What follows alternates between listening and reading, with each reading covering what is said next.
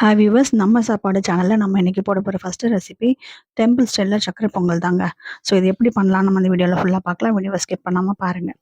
அதுக்கு முதல்ல ஒரு டம்ளர் பச்சரிசி, ஒரு டம்ளர் பாசிப்பருப்பு எடுத்து நல்லா அலசி இந்த மாதிரி வச்சுக்கோங்க. ஸோ இதை நீங்கள் ஒரு 1/2 மணி நேரத்துக்கு ஊற வச்சுக்கோங்க.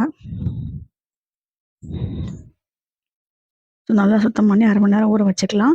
மீன்வேல் 2 கப் அளவுக்கு பாகு வெல்லம் எடுத்துக்கோங்க. ஸோ நல்லா ஊறிடுச்சு அரிசி. அரை மூடி தேங்காய் இது மாதிரி குட்டியாக கட் பண்ணி வச்சுக்கோங்க. வாங்க எப்படி பண்ணலான்னு பார்க்கலாம். நம்ம ஊற வச்சுருக்க அரிசியை குக்கரில் போட்டுக்கோங்க. 4 டம்ளர் அளவுக்கு தண்ணி வச்சுக்கோங்க. ஸோ நம்ம 2 கப் அளவுக்கு அரிசியும் பருப்பும் போட்டிருக்கோம். அதுக்கு 4 டம்ளர் அளவுக்கு தண்ணி வச்சுக்கோங்க. ஸோ நல்லா வெந்து வரட்டும்.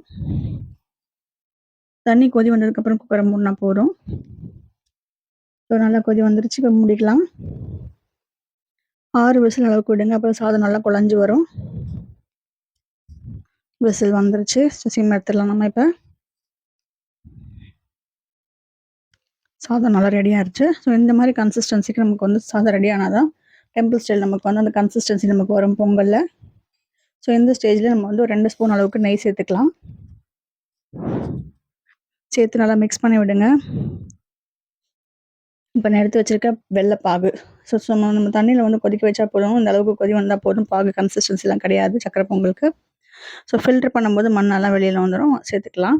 ஸோ நம்ம அரிசியில் இந்த மாதிரி சேர்த்துட்டதுக்கப்புறம் ஏலக்காய் பொடிச்சு வச்சு ஏலக்காய் சேர்த்துக்கோங்க. நல்லா மிக்ஸ் பண்ணி விட்டுக்கோங்க. பாருங்கள், நல்லா சாதம் குழஞ்சி வெல்லம் சேர்த்ததுக்கப்புறமா இந்த கன்சிஸ்டன்சிக்கு வந்துருச்சு. ஸோ இப்போ நம்ம பொரிச்சிக்கலாம். நெய் சேர்த்துட்டு தேங்காய் வறுத்து எடுத்துக்கோங்க. தேங்காய் நல்லா கலர் வந்ததுக்கப்புறமா முந்திரி பருப்பு சேர்த்துக்கோங்க. கடைசியாக கிறிஸ்மஸ் பழம் சேர்த்துக்கலாங்க. சேர்த்து நல்லா பொரிச்சு எடுத்துக்கோங்க.